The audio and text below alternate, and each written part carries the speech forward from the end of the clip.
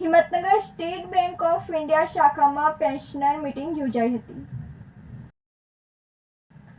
Himmatnagar civil circle પાસે આવેલી state bank of ઇન્ડિયાની મુખ્ય શાખામાં બુધવારે પેન્શનરો સાથે મીટિંગ યોજાઈ હતી, જેમાં બેંક દ્વારા આપવામાં આવતી વિવિધ સેવાઓ અંગેની તેમજ પેન્શનરોને પડતી મુશ્કેલીઓના કારણે નિરાકરણ માટેના પ્રયાસો અંગે ચર્ચા વિચારણા કરવામાં આવી હતી।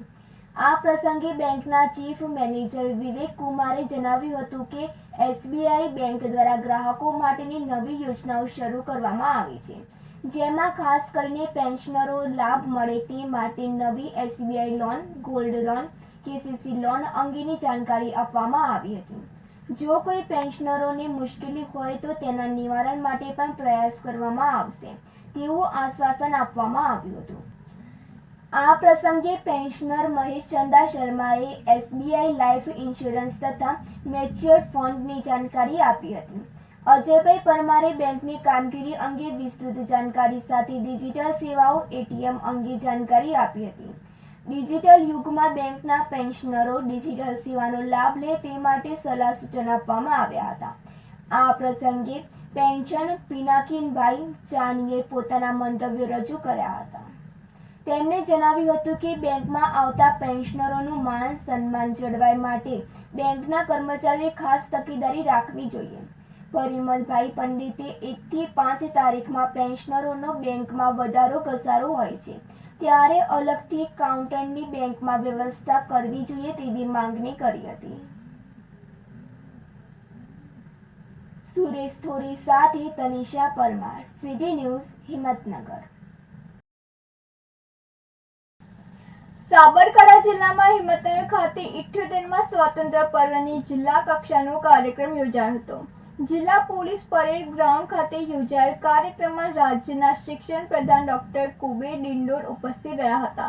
શિક્ષણ પ્રધાને સ્વાતંત્ર્ય દિવસની ઉજવણી કર્યા બાદ જણાવ્યું હતું કે અનિયમિત શિક્ષકોને મામલે કાર્યવાહી કરાશે અને કોઈને પણ છોડવામાં આવશે નહીં। હિંમતનગરના પોલીસ પરેડ ગ્રાઉન્ડ ખાતે રાજ્યના શિક્ષણ પ્રધાન ડોક્ટર કુબેર ડિંડોરની ઉપસ્થિતિમાં જિલ્લા કક્ષાનો સ્વાતંત્ર્ય પર્વ કાર્યક્રમ યોજાયો હતો। કાર્યક્રમમાં તેઓએ ધ્વજવંદન કર્યા બાદ શ્રેષ્ઠ કામગીરી કરેલ કર્મચારી તેમજ અધિકારીનું સન્માન કર્યું હતું। તેઓ સન્માન બાદ કહ્યું હતું કે અનિયમિત રહેનાર શિક્ષકોને છોડવામાં આવશે નહીં। આ માટે શિક્ષણ વિભાગ દ્વારા કાર્યવાહી કરવામાં આવશે। આમ શિક્ષણ પ્રધાને કાર્યવાહી મામલે હવે આકરા પાણીએ હોવાનો મિજાજ દર્શાવ્યો હતો। આ દરમિયાન રાજ્યમાં હાલમાં ગેરહાજર ઉપરાંત અનિયમિત શિક્ષકો અંગે પણ કાર્યવાહી શરૂ કરવા અહેવાલ માંગવામાં આવ્યા છે। આમ હવે શિક્ષણ વિભાગ હવે ગુલ્લીબાજ શિક્ષકોની સામે આકરા પાણીએ જોવા મળવાના સંકેત શિક્ષણ પ્રધાને આપ્યા છે।